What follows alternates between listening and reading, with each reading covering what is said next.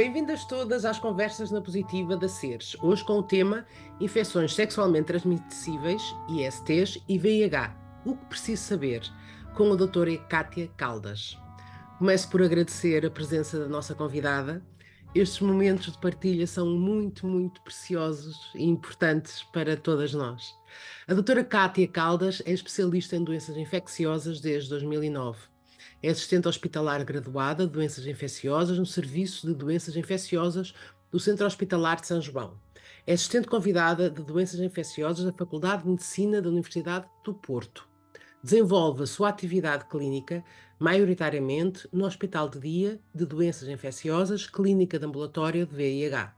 É co-investigadora de diversos ensaios clínicos na área da infecção VIH e hepatites víricas. É responsável pela consulta da PrEP do Centro Hospitalar Universitário de São João e é altamente recomendada por várias mulheres da SERS.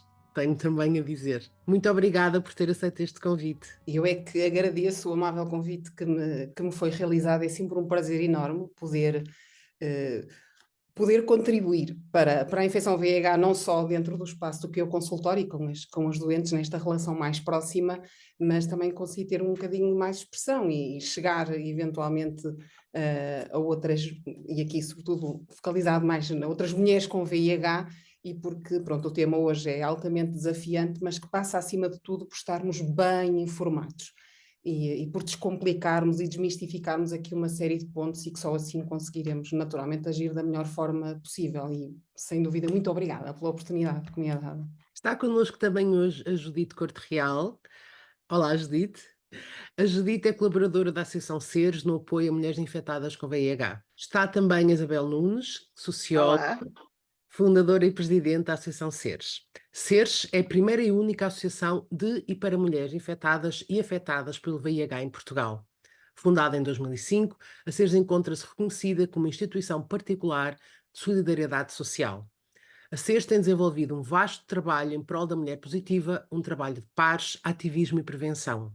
A SERS acredita que a capacitação e empoderamento da mulher é essencial para reduzir as suas vulnerabilidades, garantindo a sua dignidade e o respeito pelos direitos humanos, assim como a sua saúde sexual. Eu sou Raquel Freire, sou cineasta e trabalho com a SERS desde que fui convidada pela sua fundadora Isabel Nunes.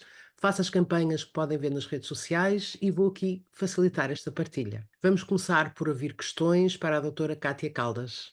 Isabel, queres começar? sim, obrigada. Saudações a todas e todos que nos ouvem e obrigada por estar aí.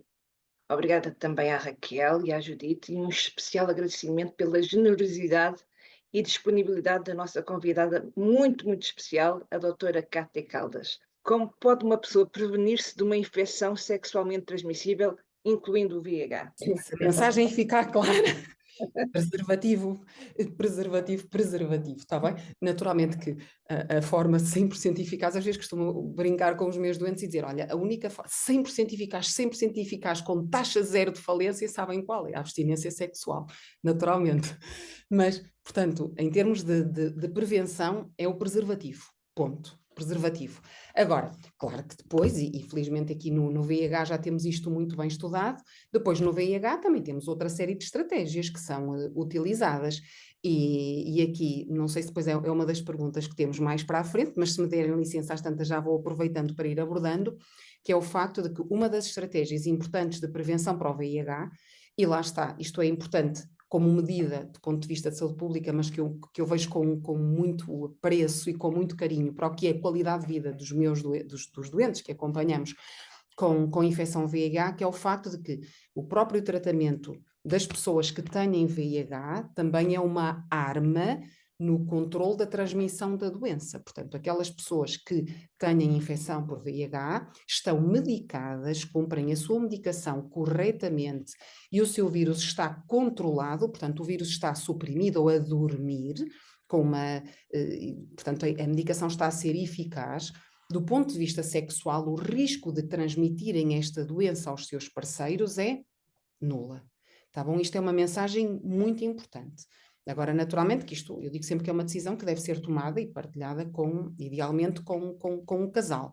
Mas isso é importante, está bem? Que o próprio tratamento do VIH também é aqui mais uma arma tratamento do VIH das pessoas que têm infecção. É também aqui mais uma arma importante para o controlo do contágio da infecção. E depois também temos estas estratégias, como o caso da profilaxia pré-exposição, da profilaxia pós-exposição, que são estratégias farmacológicas para aquelas pessoas, por exemplo, no caso da pós-exposição, em que houve um acidente pontual e há um risco de poder contrair a doença, em que fazemos uma medicação logo após, e portanto há ali um período de horas para poder instituir a estratégia, e depois temos a profilaxia pré-exposição, que é naquelas pessoas que nós sabemos que têm um risco aumentado de poder contrair o VIH, fazem uma medicação preventiva de modo a tentar diminuir ao máximo o risco de contraírem a infecção.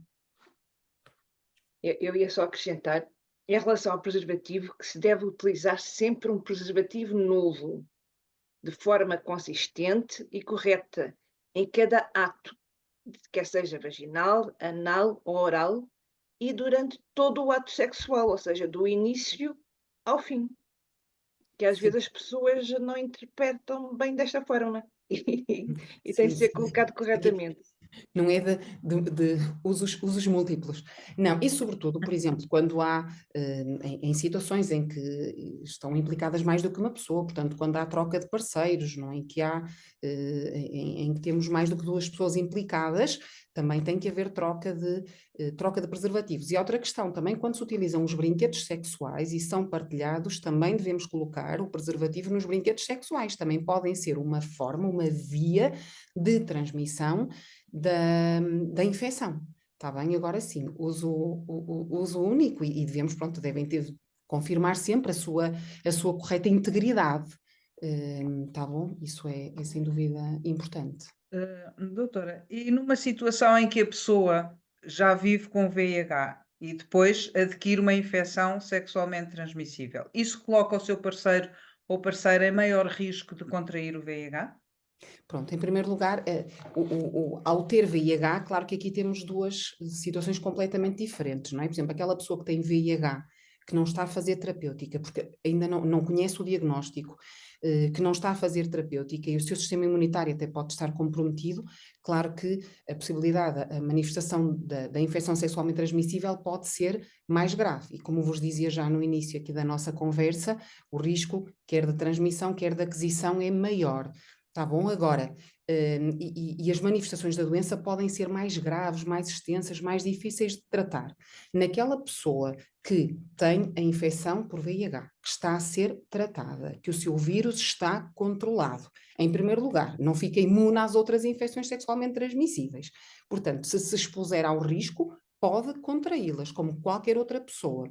Por princípio, com um bom sistema imunitário, a resposta aqui já numa fase estável da doença, com um bom sistema imunitário, não terá porque correr pior. Agora há aqui algumas ressalvas que são importantes, que há aqui um ponto que até agora ainda não tínhamos conversado, mas que eu acho que é a altura de o podermos fazer. Uma das infecções sexualmente transmissíveis e importante é o vírus do papiloma humano. E, portanto, aqui estávamos a falar em relação também, e aqui mais uma chega em relação à questão do preservativo, como sendo uma forma altamente eficaz de proteção. Claro que eu ainda não toquei na questão das vacinas.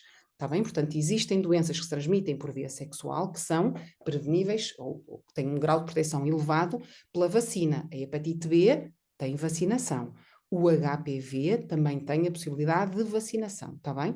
E, portanto, voltando aqui à questão do HPV, também é uma doença que se transmite por via sexual, e aquilo que sabemos, e falando agora aqui nas mulheres que têm infecção por VIH, é um vírus sobre o qual nós temos que ter aqui uma atenção especial e importante, está bem? E, portanto, aqui falando do que a questão de se contrairmos outras coisas, a gravidade, eu aqui, portanto, direcionava o meu maior foco em relação ao HPV, que é o facto de que temos que ter assim uma especial atenção na avaliação que fazemos das nossas mulheres com infecção VIH em relação ao programa de rastreio e à abordagem que fazemos no caso de haver algumas alterações que já são encontradas na dependência direta da infecção pelo HPV, temos que ter aqui um bocadinho mais de cuidado, porque por norma podem ter uma incidência maior da infecção por HPV, também pelos HPVs de alto risco, portanto aqueles que têm maior probabilidade de poder vir a degenerar e a levar a situações de alterações das células que podem ser as precursoras do cancro. E quando falamos em rastreio, independentemente da prática de sexo anal ou não, para além do rastreio que devemos fazer ao nível do colo do útero, cada vez também temos mais evidência da importância de rastrearmos também a doença anal.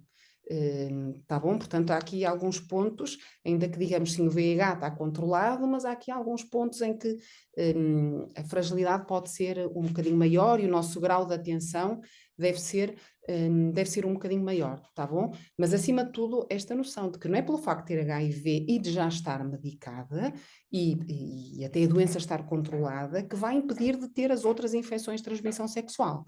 Vão poder acontecer na mesma. E o grande desafio também é que estas doenças são matreiras o suficiente para a maior parte delas não darem imunidade para sempre. E, portanto, imaginemos, quando alguém se disser, mas eu já tive sífilis. Sim, já teve sífilis. E pode ter sífilis mais 10, 20, 30 vezes, se houver situações de risco em que ela possa acontecer, está bem? Portanto, o facto de já ter tido uma infecção no passado não vai dar proteção para, na maior parte delas, para infecções futuras. Nós já falamos de vacinas, já falamos de PrEP, já falamos de PEP, preservativo, mas ainda não falamos da doxiciclina para o tratamento de algumas, não todas, infecções sexualmente transmissíveis. Quer falar um bocadinho? Pois, sim, ainda aqui com algumas reservas, pronto. Portanto, naturalmente nós estamos sempre a tentar desenhar estratégias que sejam cada vez mais eficazes nesta prevenção. E, portanto, inquestionavelmente há esta outra estratégia que é a DoxyPEP e também depois já em avaliação a DoxyPrep, que é a possibilidade de utilizar um antibiótico para a prevenção e aqui, pronto, a principal proteção que vem tem que ver sobretudo com a clamídia e com a sífilis. Em relação à gonorreia, as coisas já são um bocadinho diferentes. O que é que eu vos posso dizer? Que, pronto, os dados que foram lançados são muito promissores e já há algumas sociedades que defendem a sua utilização em casos determinados. Se nós temos normas neste momento a nível nacional, já com uma indicação formal, a resposta é ainda não. Acho que é uma estratégia à qual devemos estar atentos, perceber o seu papel, mas quando digo estarmos atentos é sem dúvida aquilo que são os benefícios e que foram sendo provados pelos dados que vão sendo lançados, mas o facto de que qualquer uso de antibiótico, isto tem só que ver agora não só com esta estratégia preventiva, mas depois também o que é o tratamento das infecções sexualmente transmissíveis. Os antibióticos são fármacos que nós temos que usar com muita responsabilidade, com conta, peso e medida. Está bem? E, portanto, aqui mais uma vez, porque também um dos grandes desafios, e agora não falando só de um ponto de vista, assim, primariamente de saúde individual, mas mais do ponto de vista de saúde pública e impacto para os próximos anos, um dos grandes desafios em relação às infecções sexualmente transmissíveis e este alerta tem que ver com o facto de que cada vez mais nós vamos tendo estes agentes causadores das infecções sexualmente transmissíveis que vão sendo cada vez mais resistentes aos antibióticos que nós temos. Está bem? Portanto, e daí também esta mensagem quando dizemos, não faz mal se apanhar uma gonorreia, faz lá a injeçãozinha e a coisa passa. A coisa passa assim, está bem? Portanto, é certo que, e pronto, felizmente a nossa realidade não é das piores do ponto de vista da sensibilidade aos antimicrobianos, mas temos que ser muito responsáveis e muito conscienciosos na forma como utilizamos os nossos antibióticos e tudo isto deixa uma marca. Deixa uma marca para o futuro. E por isso, lá está, estas estratégias em que utilizamos antibióticos, sim, são estratégias a considerar, acho que devem ser muito bem avaliadas caso a caso, e são esses os dados que nós temos, não é? Porque eu estou a utilizar um antibiótico e que, pronto, naturalmente tem a estratégia preventiva, mas depois também temos que perceber bem depois que peso, eu digo sempre aqui, mas podemos pegar numa balança e perceber quais são os benefícios que eu vou buscar à estratégia e qual é o eventual custo, e quando falo em custo não estou a falar em custo económico, estou a falar em custo do ponto de vista da saúde do doente e as implicações mais imediatas ou não tão imediatas que dela possam advir. Mas sim, esta é mais outra das estratégias a ser ponderada. Doutora, quais as particularidades das infecções sexualmente transmissíveis e as suas implicações na saúde sexual das mulheres em geral e com VIH? As infecções sexualmente transmissíveis nas mulheres podem ter aqui alguns impactos, lá está, que não é só os sintomas que possam dar no imediato, e os mais tradicionais, não é? Uma escorrência vaginal, ou alguma ulcerazinha, alguma lesão, ou a presença dos condilomas, mas depois, e sobretudo quando não são devidamente diagnosticadas ou tratadas, as implicações mais a longo prazo que podem trazer. Está bem, e aqui já também tivemos a oportunidade de ir conversando acerca de algumas delas, como é o caso por exemplo, da infertilidade, da gravidez ectópica, da dor pélvica crónica, no contexto da doença inflamatória pélvica.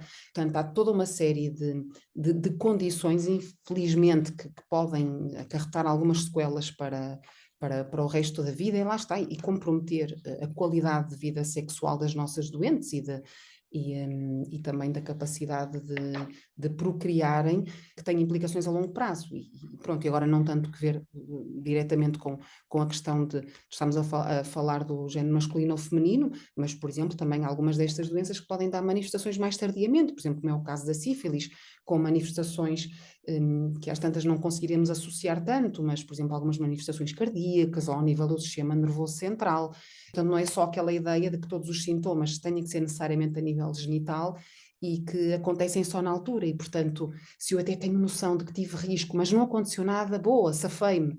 Não necessariamente, está bem? Portanto, é sempre importante termos esta conversarmos, e aqui sem dúvida alguma que os médicos de medicina geral e familiar são importantes, isto, pronto, em relação às pessoas que não estão infectadas pelo VIH, sendo que a maior parte das pessoas que estão infectadas pelo VIH acabam por ter um acompanhamento em consulta de infecciologia, mas são pontos que devemos sempre ir tratando.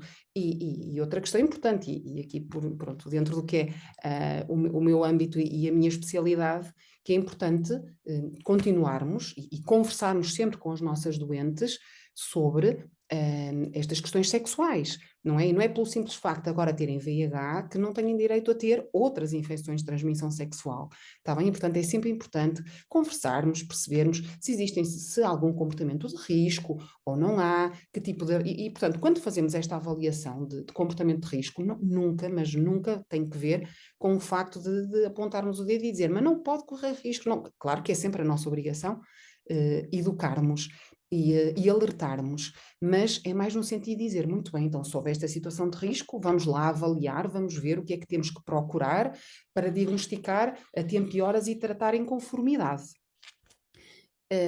E depois, pronto, em relação aqui a estas particularidades, também a questão do HPV, tá bom? Portanto, nós sabemos que o HPV é um vírus que tem alguns tipos de HPV que têm este potencial oncogénico, tá bem? E nós quando vemos o cancro do colo do útero, que é assim aquela grande imagem da complicação mais grave e mais séria do HPV, nós podemos dizer que virtualmente 100% dos casos estão relacionados com a infecção pelo HPV, está bem? Portanto, daí a importância de um rastreio adequado, está bem? Todas as nossas doentes, todas as mulheres, mas aqui uma atenção ainda mais especial para as nossas mulheres infectadas com o VIH, de terem o seu rastreio do cancro do colo do útero em dia.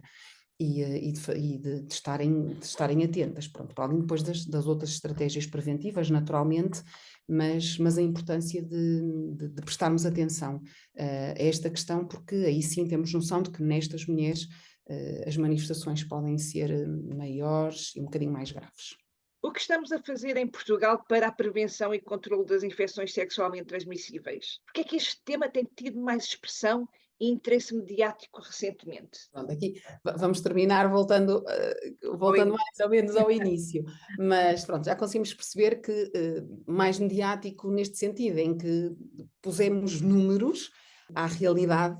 Ainda bem que assim foi no sentido em que nos obrigou a fazer aqui uma pausa no caminho, a refletir e a tentar perceber se as estratégias que estamos a fazer são as melhores, se precisamos de novas estratégias e o que é necessário melhorar. Por ponto assente, e acho que depois desta conversa já ficamos todos convencidos de que sim, é um problema atual, é um problema verdadeiro e para o qual vamos ter que tentar, pronto, há toda uma série de estratégias que já estão a ser traçadas e bem, mas há toda uma série de outras que vão ter que ser melhoradas. E, portanto, acho que um dos principais pontos passa por isto que estamos a fazer aqui, que é falar sobre o assunto abertamente e, como vos dizia, é fácil falar de outros temas, às tantas com os médicos, e aqui lá está, não estou a pôr de todo parte a classe, os profissionais de saúde, que muitas vezes até é onde as pessoas podem ter mais prurido ou notar mais barreira em falar sobre o assunto, mas o primeiro ponto é conseguir falar, educar, e quando digo educar também os nossos jovens,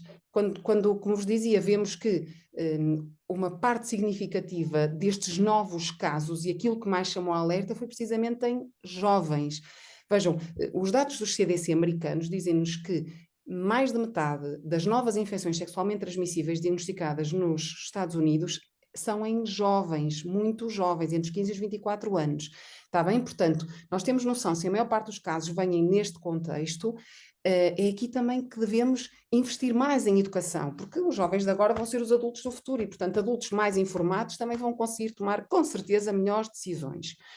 E, portanto, já vamos fazendo algumas coisas neste aspecto. Eu quero acreditar que sim, se ainda há muito caminho pela frente para traçar, sem dúvida, mas é com estratégias destas e com pessoas muito motivadas e que não ficam paradas no cantinho de sua casa, que também se vão conseguindo estas coisas. E como dizíamos, com pessoas informadas, conseguimos que tomem melhores decisões mais informadas e com certeza com melhores resultados. Na nossa realidade, felizmente vemos que estas estratégias como a PEP, a PrEP, em relação à infecção VIH, eu acho que sim, a abordagem que temos no nosso país, naturalmente que nós queremos sempre mais e queremos sempre melhor, mas felizmente o acesso aos cuidados de saúde é universal, o acesso à medicação também o é, e portanto tudo isto são grãozinhos de areia que vamos juntando para um melhor resultado. Depois também, agora tem havido algumas mudanças mesmo em relação à PrEP, a possibilidade que não esteja só, como estava tão concentrada naquilo que são as instituições hospitalares, mas também em organizações de base comunitária, isto aqui também aberta também à prescrição para outros profissionais, para além daquelas especialidades, a especialidade de infecciologia, também o facto de não acontecer só na rede de saúde do Sistema Nacional de Saúde, portanto só na rede pública, o facto também de isto levar a que o acesso que temos aos testes diagnósticos nos cuidados de saúde primários também sejam mais generalizados e mais abertos, portanto tudo isto são pequeninos passos que se vão dando.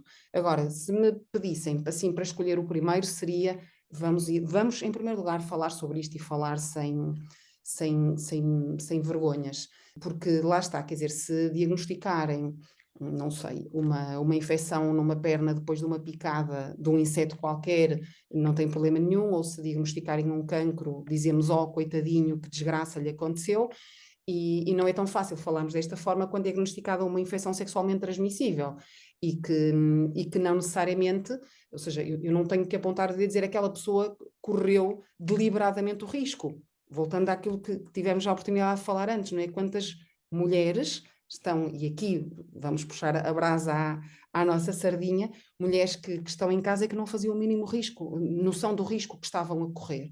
Portanto, nunca a atitude pode ser de punição, de chamar a atenção, de apontar o dedo. Portanto, com naturalidade, sim, é uma infecção sexualmente transmissível, vamos tratar, vamos tentar perceber porque é que isto aconteceu e melhorar uma série e acima de tudo, tentar não voltar a correr os riscos, mas lá está. Aqui se tivesse que investir, acima de tudo, era falar, sobretudo os jovens, perceberem o que é isto das infecções sexualmente transmissíveis, como é que elas se passam, e nós vemos nos inquéritos que vamos fazendo, há muito desconhecimento, ainda que os jovens tenham muito acesso a tudo quanto é redes sociais, não é? As redes sociais, a informação, está tudo à distância de um cliquezinho de computador, mas depois no fundo, quando lhes vamos perguntar o que é que são, como é que se transmitem, há tanta desinformação que é assustador. E pensar que o grande volume, ou uma parte importante dos diagnósticos vem exatamente desta franja, e que vão ser os adultos da amanhã, e portanto é aqui que temos que tentar investir e fazê-los conhecer melhor. E lá está, e também, quanto melhor conhecerem, mais atentos vão estar aos eventuais sintomas, vão procurar ser rastreados, vão procurar tratar-se, vão alertar os seus parceiros, porque isto aqui estas infecções são muito fáceis de passar. E não é? Se eu juntar a isto o facto de que são fáceis de passar, os sintomas nem sempre são perceptíveis, portanto fazem com que tudo isto seja um grande desafio global. Lá está, só com estratégias desta ordem e pronto, e tendo também a noção que mesmo em termos de comportamentos e de práticas sexuais, também fomos mudando muito ao longo dos últimos anos, não é? Quer dizer, isto há uma década, há 15 anos atrás, há 10 ou 15 ou 20 anos atrás, não é? Isto aqui de conseguir um parceiro ou um encontro sexual à distância de um cliquezinho de um telemóvel não era uma realidade. E hoje em dia já o é, e portanto, não é? Todas estas situações de fácil acesso por via eletrónica faz com que também se incorram em comportamentos que podem colocar em maior risco. Mas lá está, e por isso volta ao mesmo, que é, temos que educar os nossos jovens.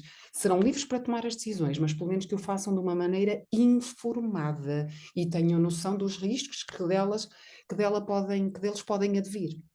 E quando digo jovens, é aqui mais uma vez, as nossas mulheres. Temos que as educar muito bem e, acima de tudo, saberem dizer: é a minha saúde, quem manda na minha saúde sou eu e não me vou colocar em risco. Bem dito. Muito obrigada. Agradeço à Isabel, agradeço à Judite, agradeço à doutora Cátia Caldas, a nossa convidada tão especial, que respondeu a perguntas e que nos deu informações tão preciosas hoje nestas conversas na Positiva sobre infecções sexualmente transmissíveis, ISTs e VIH, o que preciso saber. Quero repetir aqui que informação é proteção e é empoderamento. Informação é poder. Vou repetir outra mensagem também que para nós é muito importante, já numa das campanhas, que é indetetável é igual a intransmissível, ou seja, é preciso fazerem todos os exames para depois dos exames se poderem tratar, existe tratamento e é possível fazê-lo. Agradeço a todas as mulheres que nos estão a acompanhar, vão ao nosso YouTube, vão ao nosso Facebook, vão ao nosso Instagram, ao nosso site, escrevam para a SERS com as vossas questões, os vossos comentários. Nós estamos aqui para vos responder nestas conversas com médicas, enfermeiras e conversas entre pares. Estamos juntas. Fiquem bem. Até à próxima conversa. Obrigada. Deus. Obrigada.